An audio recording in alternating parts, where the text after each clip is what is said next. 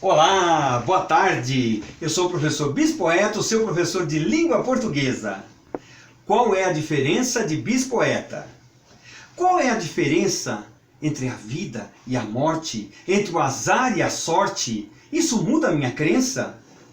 Talvez eu já tenha morrido ao chegar aqui na Terra e a minha ilusão se encerra quando eu houver partido. E nada há com sorte e azar. É tudo uma questão de escolha, meu bordão trazido da escola, entre rastejar ou voar. Vozes sempre afirmam, ninguém nunca voltou do além para dizer se lá vida tem. Mas espíritos clamam, convocando para o bem, insuflando energias positivas todos os dias, e de perto se mantêm, embora invisíveis a nós, e ouvem a nossa prece, embora a gente se esquece e não reconhece sua voz. E para você que acompanhou até aqui essa recitação, vou fazer um convite. Convido você a se inscrever no canal, convido você a compartilhar os vídeos, tocar no sininho e, se possível, coloque sua opinião, coloque o que você achou da aula, faça uma pergunta. Eu teria o maior prazer de responder a todas as questões no final da aula. Tudo bem, Elide? Tudo bem. Vamos prosseguir então com as nossas considerações sobre a oração e as funções oracionais, agora em sua 11ª parte. Nós estamos vendo os termos integráveis e não integráveis. Eu estou retomando dos últimos 2 exemplos que nós abordamos na 10ª parte. Eles comeram maçãs.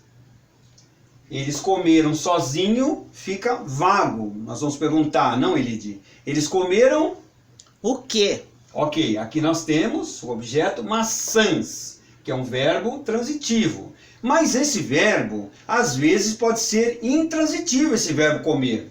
É o caso aqui, eles não comeram. Simplesmente eles não comeram. Não importa o que, mas eles não comeram. Nesse caso aqui, ele é um verbo intransitivo, ou seja, não precisa de um complemento, certo? Prosseguindo. Esta particularidade só é possível quando a extensão significativa do verbo aponta para um termo geral, um arquilexema. Não precisa fazer cara feia, Elide. Arquilexema significa que a palavra é do mesmo campo lexical, como no campo lexical assento. Cadeira, poltrona, sofá, todas essas palavras são lexemas que pertencem ao arquilexema assento.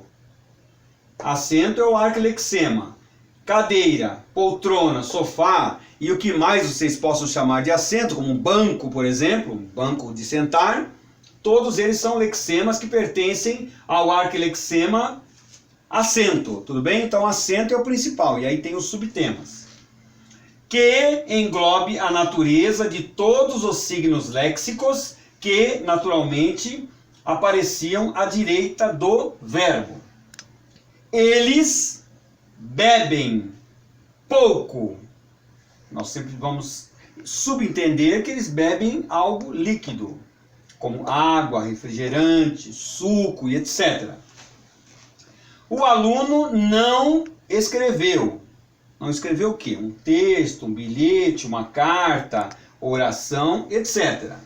E é justamente por isso que não se podem usar intransitivamente, a não ser que os entornos venham em socorro da perfeita compreensão da mensagem, predicados do tipo: ele ofereceu, nós reparamos, fica sempre suspenso, já que o signo lexical do complemento não pode ser preenchido por um signo léxico abrangente.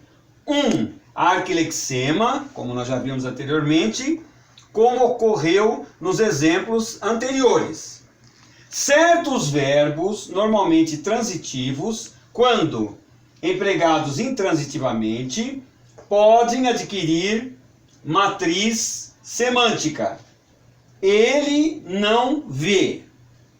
Esse ele não vê pode significar que ele não enxerga, ou pode significar também que ele é cego.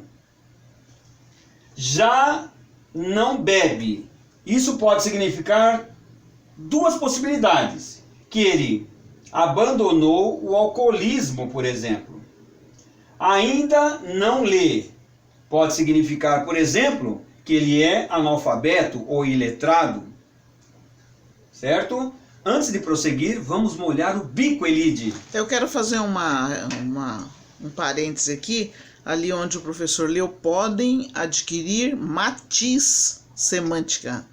O professor falou matriz, professor também se engana. O professor também lê errado.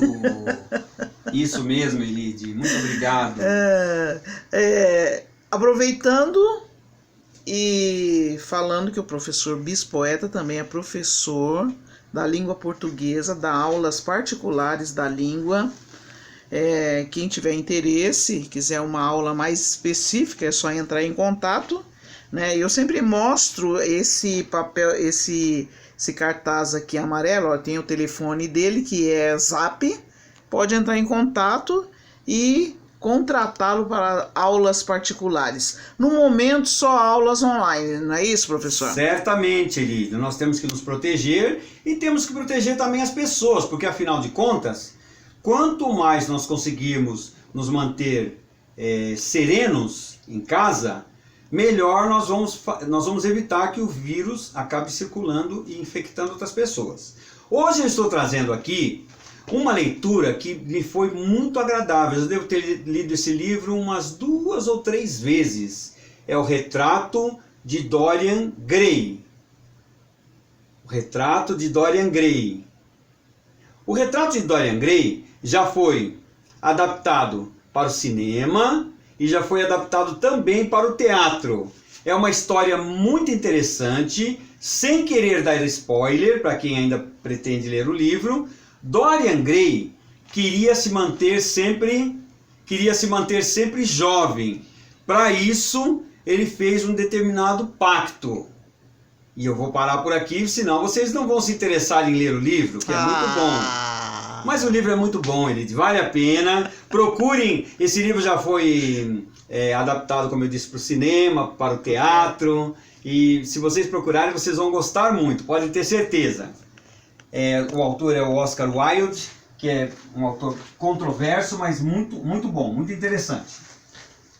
Prosseguindo com nossas considerações, ainda não lê significa que ele pode ser analfabeto ou iletrado. Por tudo isto, conclui-se que a oposição entre transitivo e intransitivo não é absoluta e mais pertence ao léxico do que à gramática. Agora vamos entrar nos tipos de argumentos determinantes do predicado composto. Letra A. O complemento direto ou objeto direto. O predicado complexo acompanha-se de tipos diferentes de argumentos, conhecidos por complementos verbais. O primeiro deles é o complemento direto, também chamado objeto direto, representado por um signo léxico de natureza substantiva, substantivo ou pronome, não introduzido por preposição necessária. Por exemplo, os vizinhos não viram o quê? Não viram o incêndio. Não encontramos quem? Não encontramos quem ou o que? Os responsáveis. O pai comprou o quê? Nova casa.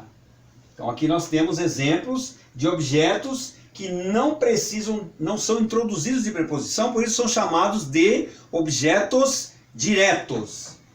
Constituído como o sujeito por expressão substantiva, não marcado por um índice funcional, a preposição, neste caso, o complemento direto, se distingue.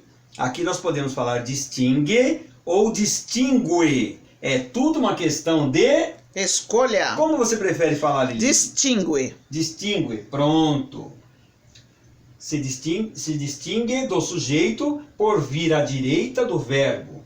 O sujeito vem normalmente à esquerda e não influir na flexão deste. Assim, a troca de posição destes dois termos na oração está circunscrita aos casos em que dela não resulte ambiguidade ou ruído de comunicação, principalmente no texto escrito.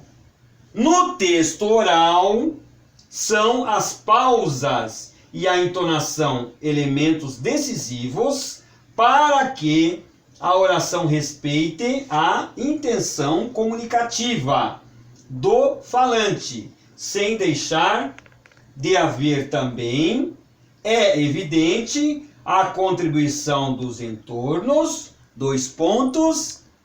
continua no próximo módulo.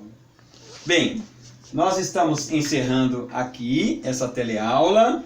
Será que na próxima aula vai ficar mais fácil com exemplo? Ah, sem dúvida nenhuma, Elite, sem dúvida nenhuma. Como eu disse, a gramática é palavrosa, é cheia de palavras, as letras, os cursos todos relacionados com letras são muito palavrosos. É diferente, por exemplo, da matemática, que uma fórmula já explica tudo. Aqui nós não temos fórmulas, nós precisamos das palavras para poder explicar os conceitos, tudo bem? Bem, chegamos ao final de mais esta teleaula, felizes, agradecidos pela presença de todos, sejam muito felizes e fiquem com Deus.